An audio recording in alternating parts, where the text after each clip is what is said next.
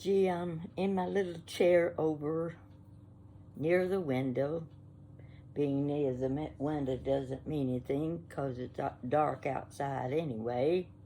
Don't have any idea what time it is. That doesn't matter either because I'll sit here until I get sleepy. When I get sleepy, I'll go to bed. And that's usually pretty late. I didn't have a subject for you. I just thought we'll just chit-chat and see what I can come up with. First, I'll tell you what I had for supper. This will make you hungry. I had a pot of beef vegetable soup that was just delicious. And when I call my food delicious, you can be sure it was good, because I have a problem liking my own meals. Not only did I have the beef vegetable soup, but I made some coleslaw. This is a standard menu with beef vegetable soup. I have to have coleslaw. I have to have cornbread. And tonight, I added a fresh ear of corn with that, and it was very sweet, very good. So I'm satisfied. And I'll tell you, that is one of the best meals I can set before you. Mainly because it's one I like. So much for my supper. Now, I got to thinking about my family, all of the siblings, all of those baby names, all of those babies that had to be named. And back in those days, you didn't know what the gender was going to be, so you had to pick out a girl and you had to pick out a boy's name. And of course, the first baby born had to be a boy, because Daddy insisted on his first child, being a son. Well, Daddy didn't get the son, he got a daughter. Her name was Gladys Inez. I haven't the slightest idea where my mother got that name. Never did sit down and talk to her about the naming all those kids, and I should have. But there was nobody in our family, none of the ancestors that I can speak of, that had the names that she named the children. Think of 13 babies, 13 names, 13 double names. That's 26 names you've got to come up with. How do you come up with names? Well, she did, but I can't say that they were the ones I would have picked, and my sisters would agree with me, because none of them liked their name, and I think I ended up with the best name in the whole bunch. There was Gladys Inez, next was Ada Lee. That was a simple name, 3 letters. She should be able to remember that, be able to spell her name quite well. The next one was Cassie Pauline. I don't know of anyone she was named after. And then there was Velma Lenore. Where did Mama pick up that name? It's the next one that really got the doozy of a name. She hated her name all her life, and we used to make jokes about her name. She was named Benna, B-E-N-A, May, M-A-E, Benna May. She was called everything in the dictionary. People could never get her name straight. on some of her, I don't know if it was a birth certificate or what it was, Banana May. Now, if that won't cause you to want to jump in the river, I don't know what would.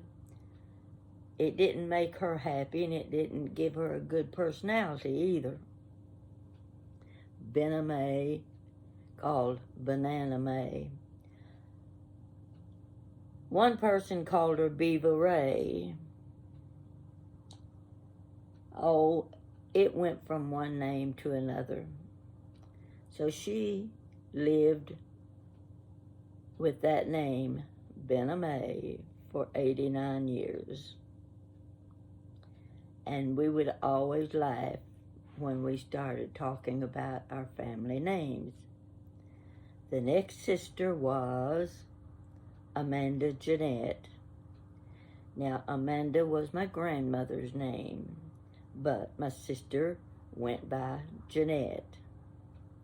And it wasn't spelled like Jeanette.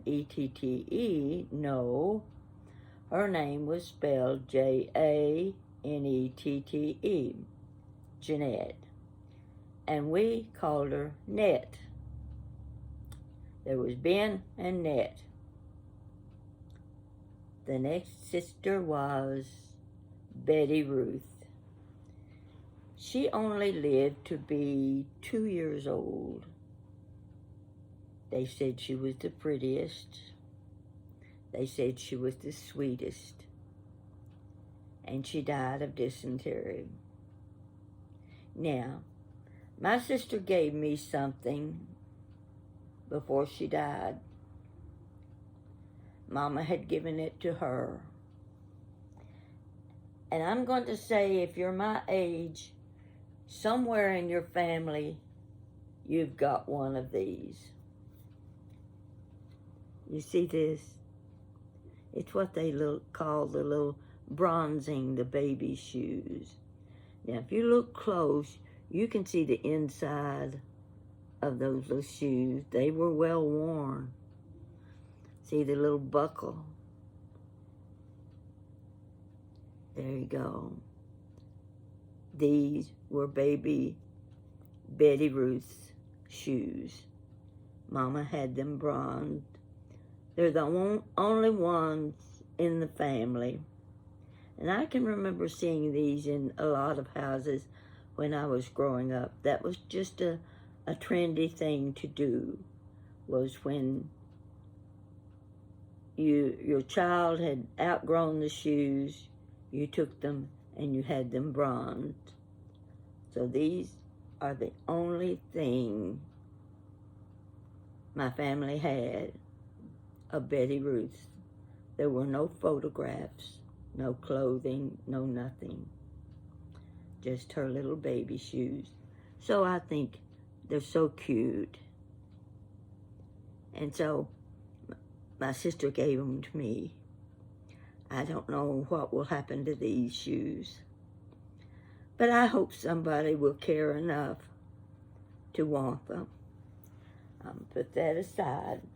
That was Betty Ruth. The next sister was Wanda Marlene. I'm trying to think of something good to say about her, except that she had natural curly hair. And she was pretty. But sometimes Mama said she was rotten to the core. There's got to be one. Got to be one in a bunch of kids that can rack your nerves. Mama said she was more trouble than all the rest put together. She knows that. She's always known that. And she didn't mind at all, because she got by with more things than all the rest put together. Now, she was born a month before Betty Ruth died. 2 years later, I was next. Well, by this time, my oldest sister is 19 years old. She's planning to get married. There's one thing that can really, I'm going to say, irk a girl is when her mother is going to deliver a baby a month before she gets married, before the sister gets married. She wasn't at all happy when this little girl was born. And I didn't get named for several days. And the way I got named was she wouldn't go in and look at me. She was angry. She was embarrassed. She was going to get married and she got a new baby sister. Well, Daddy got a little upset with her over that. No child of his would act like that. Well, I think that put her on edge a little bit, because it upset Daddy.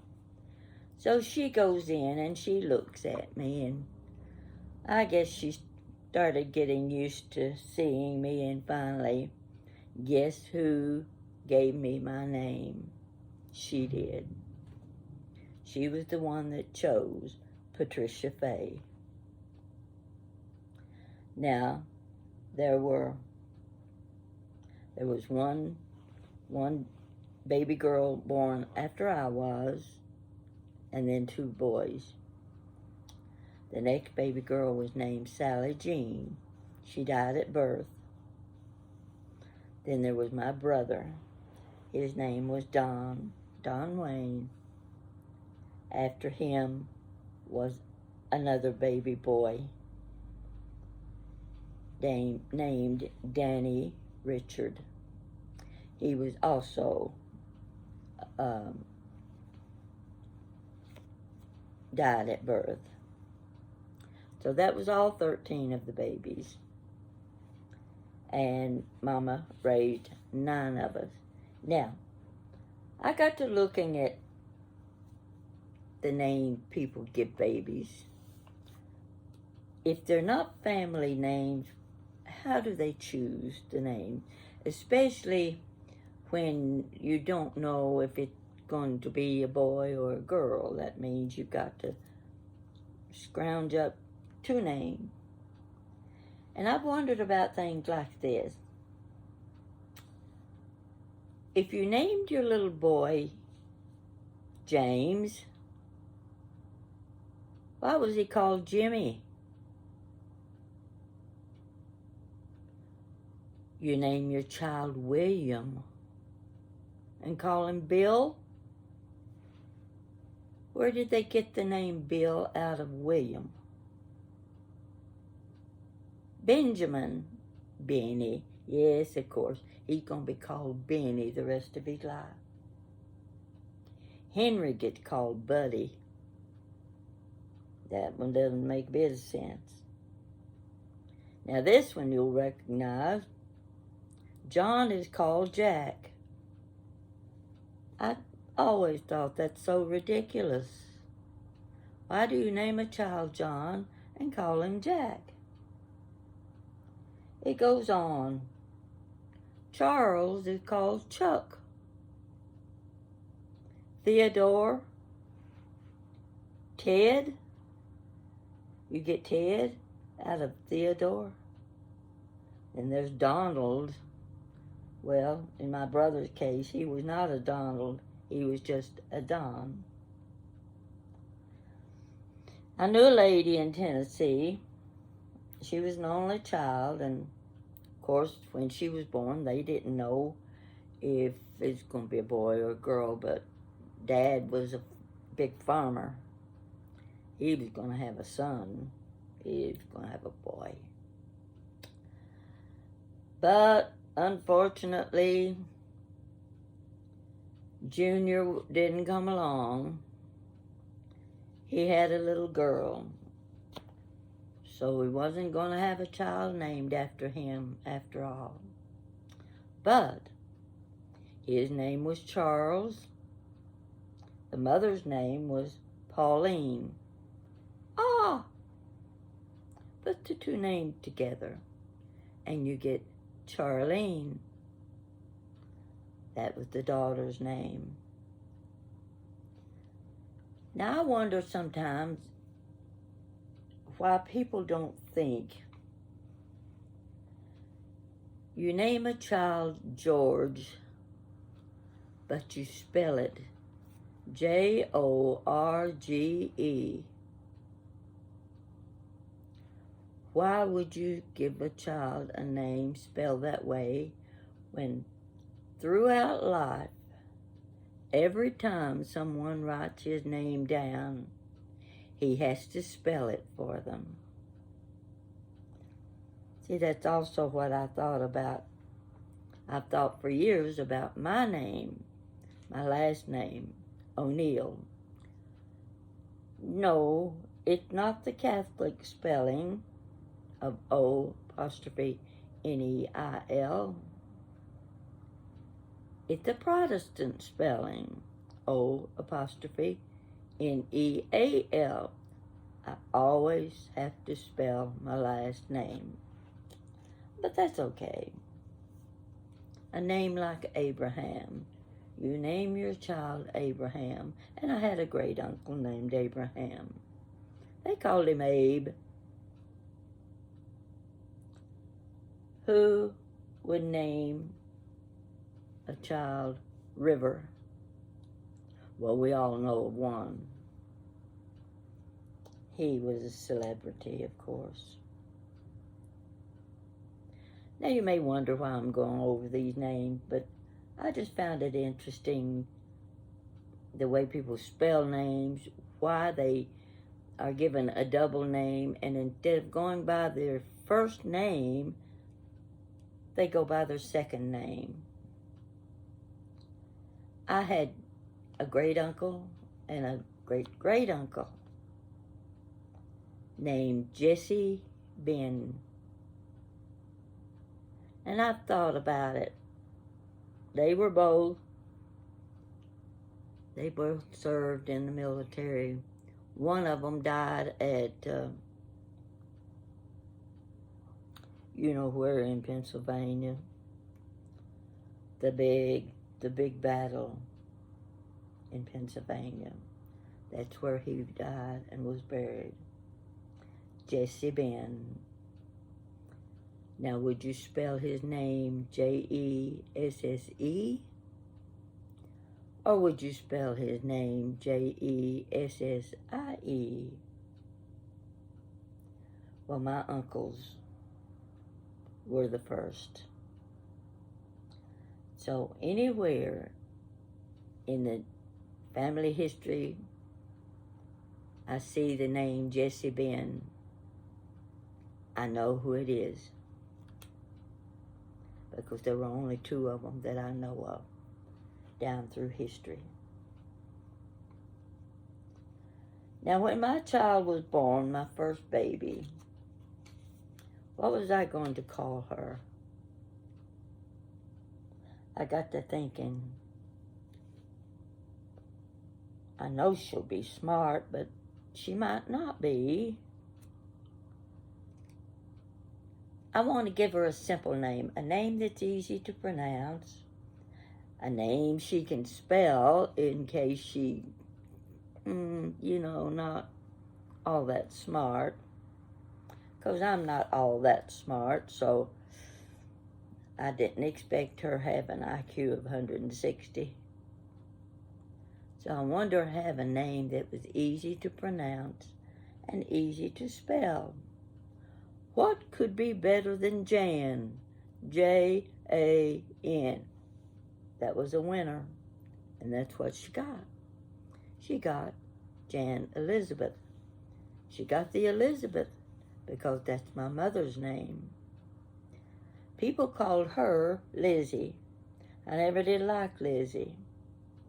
She liked being called Liz, and I used to grin when I knew why she liked to be called Liz, because that's what they called Elizabeth Taylor.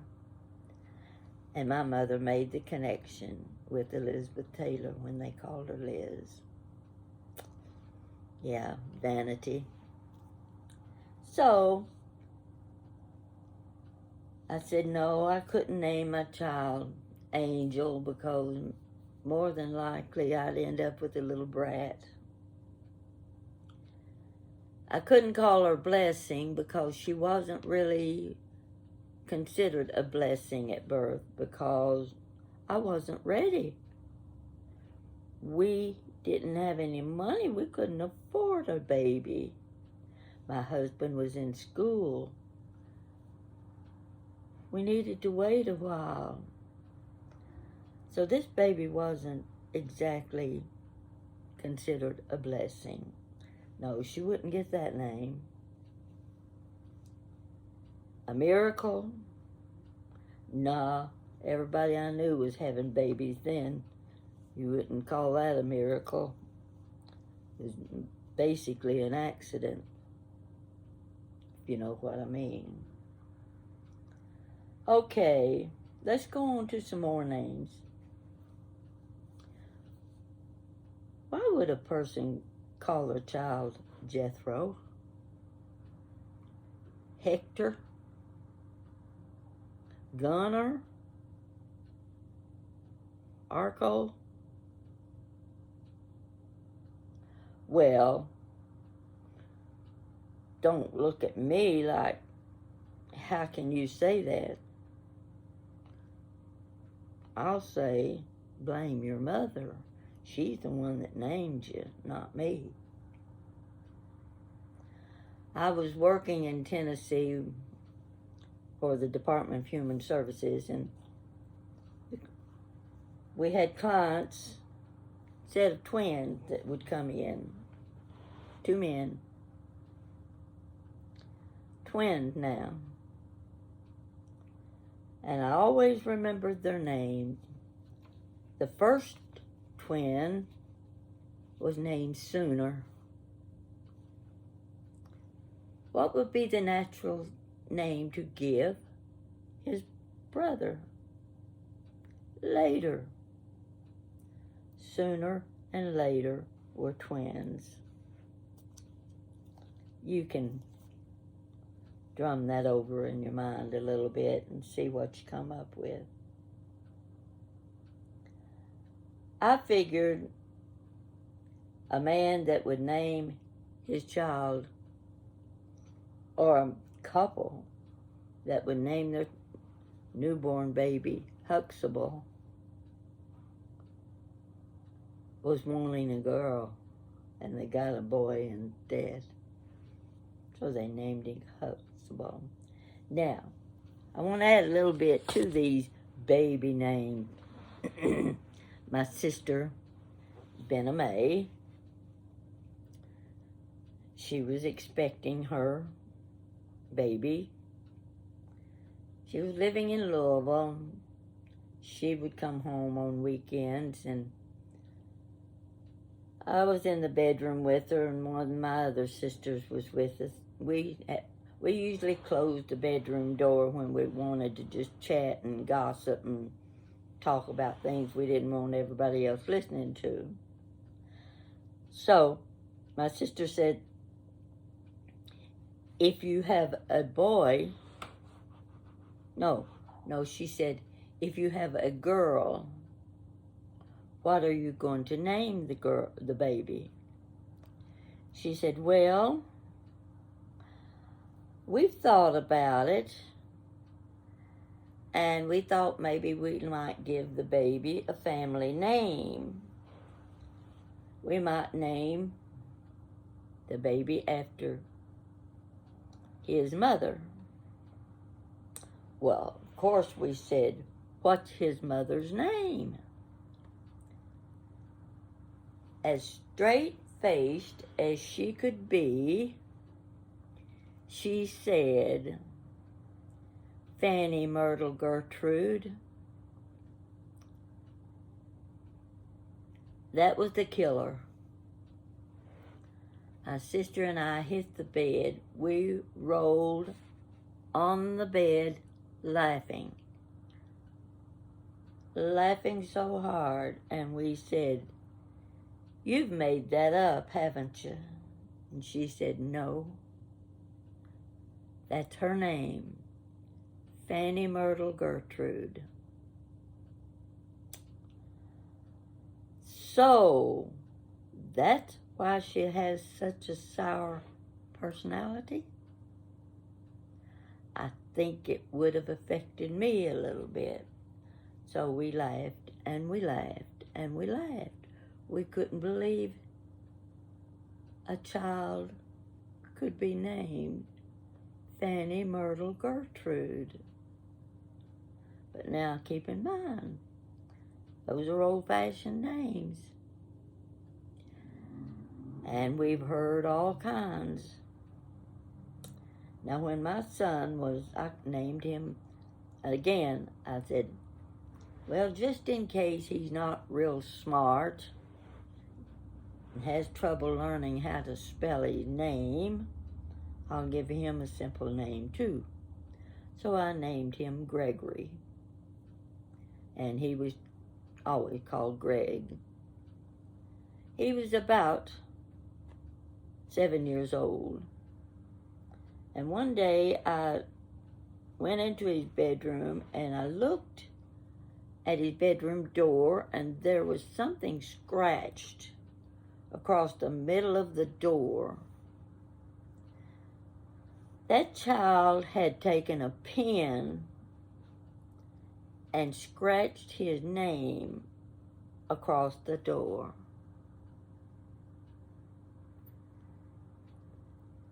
And I was so upset with him. I looked at him and I said, "Why did you cut your name in the door?" Of course, he didn't have an answer for that.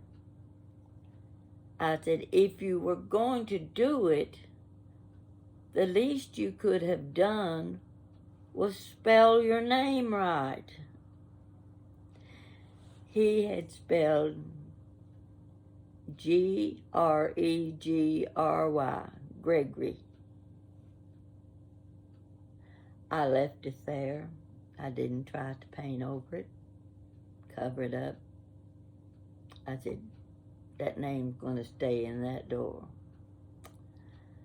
So that's just a little lesson on family names. The strange ones, the pretty ones. If your last name was Music, and there are people who have the last name Music, would you name your child Melody? I'm not sure I would do it. But then again, when you're a young mother, it sounds pretty musical to have a name like Melody Music. I never was crazy about my name, but I still think I got the best one in the family. I've been called Pat. I've been called Patty. And I've been called a few things that I won't tell you. Yes, I've had a few names mentioned to me. But that's okay. Now, this was just a chit-chat conversation. I'm over here in the corner in my little chair that I don't like. I'd give it away if I could find another one to replace it. I could find another one to replace it. I'm just afraid to go shopping because I know that I'll be wanting to bring another one home with me. So anyway, it rained today. Finally the sun came out. And I have piddled, cleaned off my dining table, decided I need to put another place setting on the table. And the next one is a beautiful plate. So you'll see it whenever I get it done. I'll let you know all about it. And you know, the funny thing is, people will comment about something, and I'll think, what are they talking about? I have about 140 little stories, and I can look at the titles of them, and I don't have a clue what that story is about. I'm going to have to go back one story at a time, get a journal out, and take notes as to what I was talking about under that specific heading. If I don't do that, if I don't get organized, I'm going to be telling you the same stories twice. And I don't want to do that. So I should have done it in the first place. Organized my stories so that I could keep up with them. But I don't work that way. No, I never have worked that way. I'm not organized. So anyway, if you hear me telling a story and you say, she's told that story before.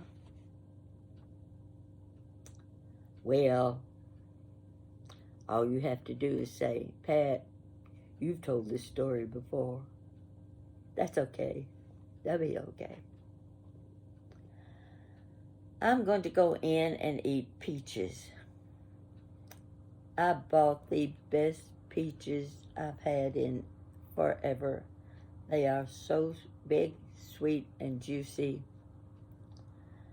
And I thought about making a peach cobbler. But there's one thing wrong with that. I don't like peach cobblers. And I don't want to make a peach cobbler and give it to somebody else to eat. I'll just eat the peaches. Yes, I'll be selfish and eat the peaches because I don't get them that often. And they really are good if you're where the peach trucks are coming. Check them out. Of course, I bought mine at Kroger. Yeah, I am Kroger's best customer. And I wish somebody would get Kroger to sponsor me on YouTube. Do you know anybody that could do that? Be nice, wouldn't it? I've talked long enough. I've talked too long. And I hope you have a good night. Sleep well. And maybe if you watch this video, it will put you in dreamland. Yes. Dreamland. Talk to you later. Have a good night.